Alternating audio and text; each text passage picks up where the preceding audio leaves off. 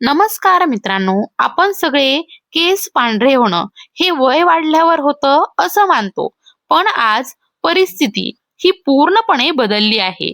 आज 30व्या वर्षीच नाही तर 15 ते 16 वर्षांच्या मुलामुलींमध्ये सुद्धा पांढरे केस दिसायला लागले आहेत.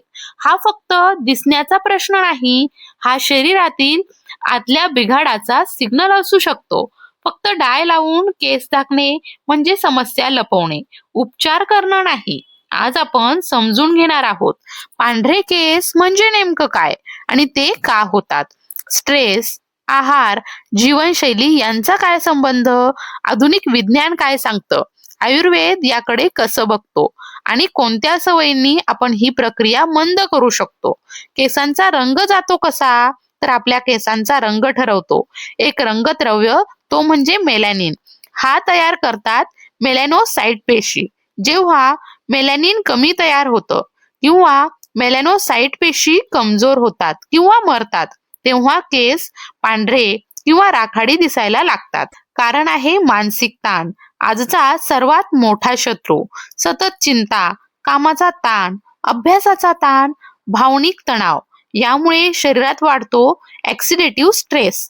यामुळे काय होतं, फ्री रॅडिकल्स वाढतात, पेशींना नुकसान होतं, मेलॅनोसाइट पेशींचं आयुष्य हे कमी होतं.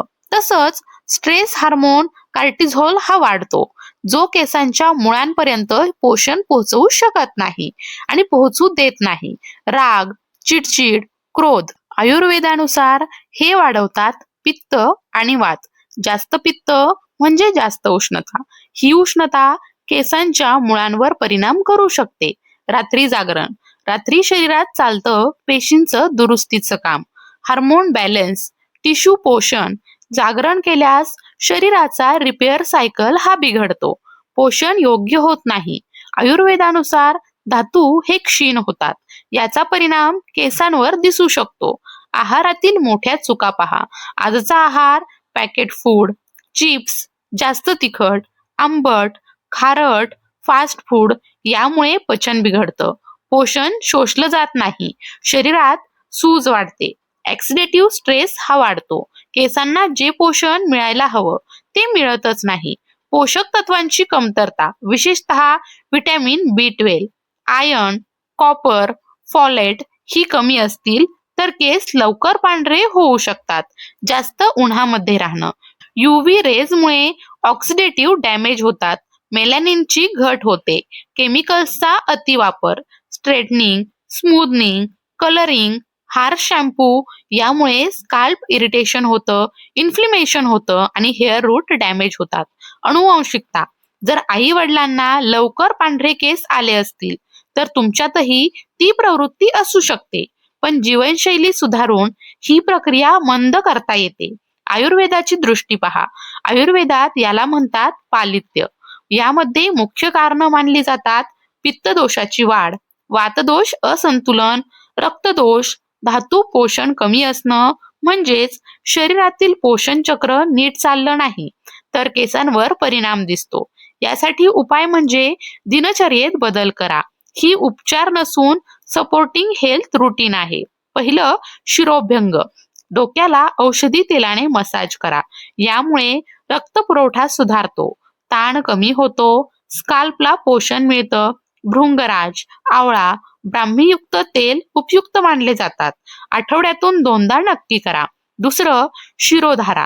कपाळावर औषधी तेलाची सतत धारा. हे क्लिनिक मध्येच केलं जातं. मानसिक शांतता, स्ट्रेस कमी होतं आणि झोपेत सुधारणा होते. तिसरं आहे नस्य. नाकाद्वारे औषधी तेल सोडणं. डोक्याशी संबंधित तक्रारींमध्ये हे खूप उपयोगी मानलं जातं, परंतु तज्ज्ञांच्या मार्गदर्शनाखालीच करायला हवं. चौथं, पादाभ्यंग. रोज झोपण्यापूर्वी तळपायाला तेल किंवा घृत लावून मसाज करा. फायदे काय होतील, तर वात शमन होईल, शांत झोप लागेल आणि ताण कमी होईल.